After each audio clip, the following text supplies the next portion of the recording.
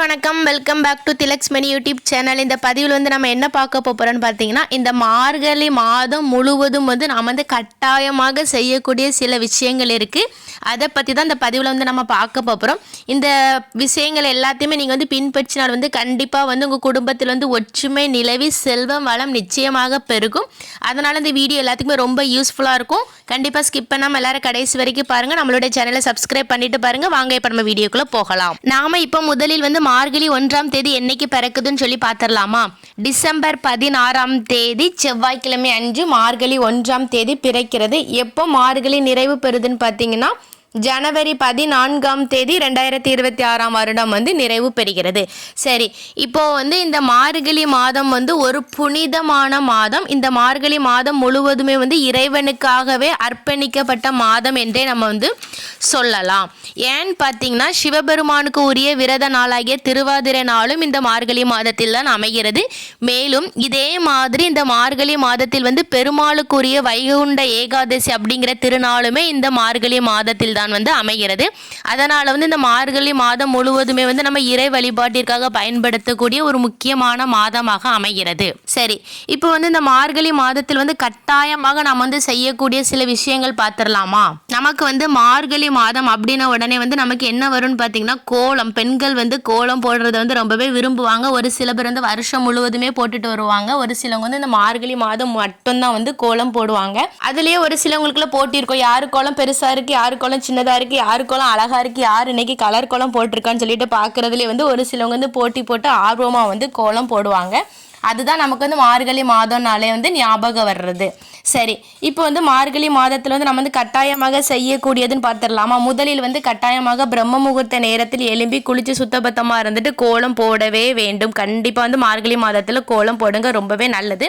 அதில் வந்து கோலம் மாவுடன் வந்து பச்சரிசி மாவும் கலந்து போடுவது வந்து ரொம்ப விசேஷமானது. ஏன்னு பார்த்தீங்கன்னா இந்த மார்கழி மாதத்தில் வந்து அன்னதானம் செய்வது ரொம்பவே நல்லது.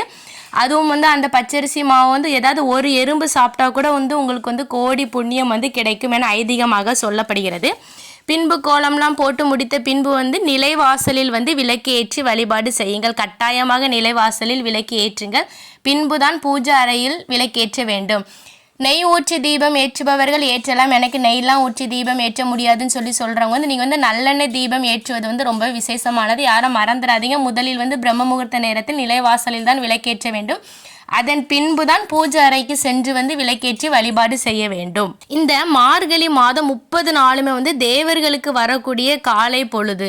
அதாவது பார்த்தீங்கன்னா வந்து அதிகாலை 4:30 மணி முதல் 6 மணி வரை இந்த காலத்தை வந்து நாம் வந்து ரொம்ப சிறப்பு வாய்ந்ததாகவும் பயனுள்ளதாகவும் தெய்வ வழிபாட்டிற்காகவும் பயன்படுத்த வேண்டும். இந்த மார்கழி மாதம் முழுவதுமே வந்து நம்மளுடைய மனதை வந்து ஒருநிலைப்படுத்தி வந்து வீட்டில் வந்து பூஜை செய்து வழிபாடு செய்ய வேண்டும். அதனால தான் காலையில் வந்து பிரம்ம முகூர்த்த நேரத்திலே வந்து விளக்கேற்றி வழிபாடு செய்ய வேண்டும் என்று சொல்கிறார்கள். அடுத்த விஷயம் பார்த்தீங்கன்னா வந்து இந்த மார்கழி மாதம் முழுவதுமே வந்து யாரும் யாருக்கிட்டையும் சண்டை போடாதீங்க.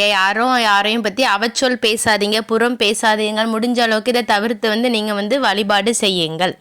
அடுத்து பார்த்தீங்கன்னா கட்டாயமாக இந்த மார்கழி மாதத்தில் வந்து ஏதாவது ஒரு நாளாவது பெருமாள் ஆலயத்திற்கு சென்று நிச்சயமாக வழிபாடு செய்யுங்கள். அப்போது நீங்கள் வந்து பெருமாள் ஆலயத்திற்கு செல்லும் போது வந்து துளசி மாலை வாங்கி கொண்டு செல்வது வந்து ரொம்ப விசேஷமானது.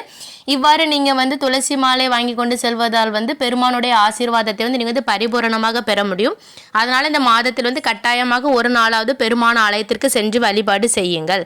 பின்பு முக்கியமான விஷயம் பார்த்தீங்கன்னா வந்து மார்கழி மாதத்தில் வந்து அன்னதானம் செய்கிறது வந்து ரொம்பவே நல்லது. அன்னதர்மம் வந்து யாருக்கு செய்யணும்னு பார்த்தீங்கன்னா வந்து தெரிஞ்சவங்களுக்கு வந்து வாங்கி கொடுக்க கூடாதுங்க. தெரியாதவர்கள் ரொம்ப கஷ்டப்படுவாங்கல்ல, நீங்கள் வந்து ஆதரவற்ற இல்லத்திற்கு செஞ்சு கூட நீங்கள் வந்து அன்னதர்மம் செய்யலாம்.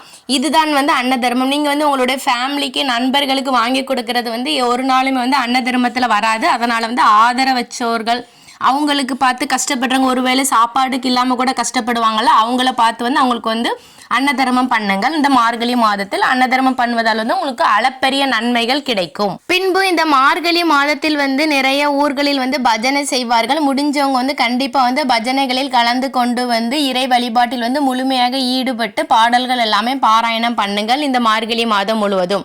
ஓகே ஃப்ரெண்ட்ஸ், இப்படி தான் நீங்கள் வந்து மார்கழி மாதத்தில் வந்து இறை வழிபாடு மேற்கொண்டு அன்னதர்மம் செய்ய வேண்டும். இந்த வீடியோ கண்டிப்பாக உங்களோட ஃப்ரெண்ட்ஸ் அண்ட் ஃபேமிலிக்கு ஷேர் பண்ணுங்கள், லைக் பண்ணுங்கள், சப்ஸ்கிரைப் பண்ணுங்கள். அண்ட் தேங்க்யூ ஃபார் யுவர் வாட்சிங். உங்களுக்கும் உங்கள் குடும்பத்தில் உள்ள அனைவருக்கும் இறைவனின் அருள் பரிபூரணமாக கிடைக்கட்டும். நன்றி, வணக்கம்.